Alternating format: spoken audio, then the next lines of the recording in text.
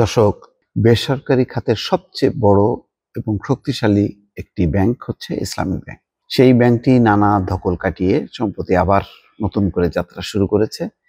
আপনারা জানেন যে এস আলমের যেই থাবা, সেই কালো থাবা মুক্ত হয়েছে ইসলামী ব্যাংক। কিন্তু সেই ইসলামী ব্যাংকে এখনো কিন্তু পুরো স্বাভাবিক পরিস্থিতি বিরাজ করছে না।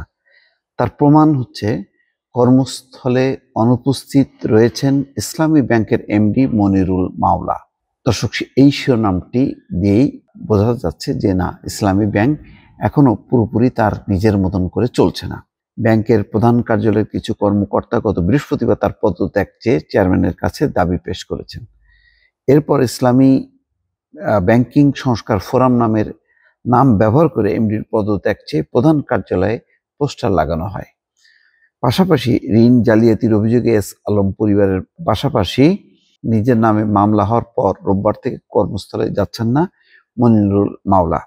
জানা গেছে 29শে ডিসেম্বর ইসলামী ব্যাংকের পরিচালনা পর্ষদের সভা অনুষ্ঠিত হওয়ার কথা রয়েছে। এমডির বিষয়ে সিদ্ধান্ত পেতে সেই সময় পর্যন্ত অপেক্ষা করতে আন্দোলনরত কর্মকর্তাদেরকে বলা হয়েছে।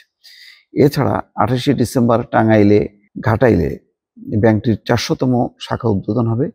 সেখানে কেন্দ্রীয় ব্যাংকের গভর্নর আহসান এইচ মনসুর এবং ব্যাংকটির চেয়ারম্যান ওবায়দ আল মাসুদ উপস্থিত থাকবেন। সেখানেই মনিরুল মাওলার প্রসঙ্গে আলোচনা হতে পারে।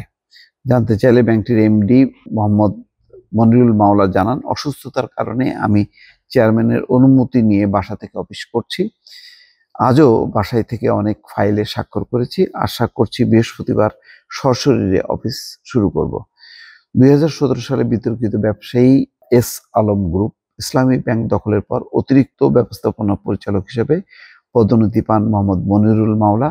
তার বাড়ি কক্সবাজার জেলায়। 2020 সালের ডিসেম্বরে তাকে এমডি পদে নিয়োগ দেয় এস আলম গ্রুপ।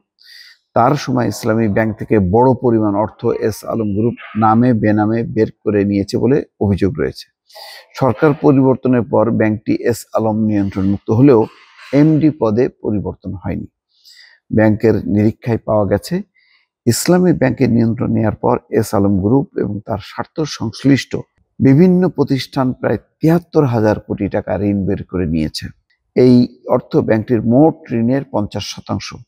আওয়ামী লীগ সরকার পতনের পর গঠিত ব্যাংকের নতুন পরিচালনা পর্ষদ গ্রুপটির চট্টগ্রাম ও রাজশাহী ভিত্তিক বিভিন্ন প্রকল্প পরিদর্শন করে ঋণ আদায়ে উদ্যোগী হয়েছে। ব্যাংকটির ব্যবস্থাপনা কমিটি এস আলম গ্রুপের চেয়ারম্যান মোহাম্মদ সাইফুল আলমের সঙ্গে অনলাইনে সভা করে, তবে ঋণ পরিশোধে সাড়া দিচ্ছেন না তিনি। ফলে এসব ঋণ খেলাপি হতে শুরু করেছে। সাইফুল আলম সাবেক প্রধানমন্ত্রী শেখ হাসিনার ঘনিষ্ঠ হিসেবে পরিচিত। ইসলামী ব্যাংক ছাড়াও তার নিয়ন্ত্রণে ছিল ন্যাশনাল ব্যাংক, ফার্স্ট সিকিউরিটি ইসলামী ব্যাংক, সোশ্যাল ইসলামী ব্যাংক, ইউনিয়ন ব্যাংক, গ্লোবাল ইসলামী ব্যাংক এবং বাংলাদেশ কমার্স ব্যাংক। বাংলাদেশ ব্যাংকের গভর্নর আহসান এইচ মনসুর সম্প্রতি ব্রিটিশ গণমাধ্যম ফাইন্যান্সিয়াল টাইমসকে দেওয়া এক সাক্ষাৎকারে বলেছেন যে ডিজিএফ এর সহায়তায় ব্যাংক দখল করার পর মোহাম্মদ সাইফুল আলম এবং তার সহযোগীরা অন্তত 10 বিলিয়ন বা 1,000 কোটি টাকা ব্যাংক ব্যবস্থা থেকে বের করে নিয়েছেন। দর্শক, ফলে ব্যাংকের এমডি মনিরুল মাওলা তিনি থাকতে পারবেন কিনা, টিকতে পারবেন কিনা, অনেক কিছু প্রশ্নের আসলে সুরাহা বাকি আছে। যার কারণে ইসলামী ব্যাংকে এখন এক ধরনের অস্থিরতা বিরাজ করছে। তবে এই অস্থিরতা যদি দীর্ঘস্থায়ী অর্থাৎ দীর্ঘ সময় ধরে চলতে থাকে, তাহলে ইসলামী ব্যাংক যে বিপর্যয় কাটিয়ে একটি আবার নতুন করে যাত্রা শুরু করেছে, সেই যাত্রাটা কিন্তু ব্যাহত হবে এবং ব্যাংকের স্বাভাবিক কার্যক্রম মুখ থুবড়ে পড়বে। দর্শক, ভালো থাকবেন। আল্লাহ হাফেজ।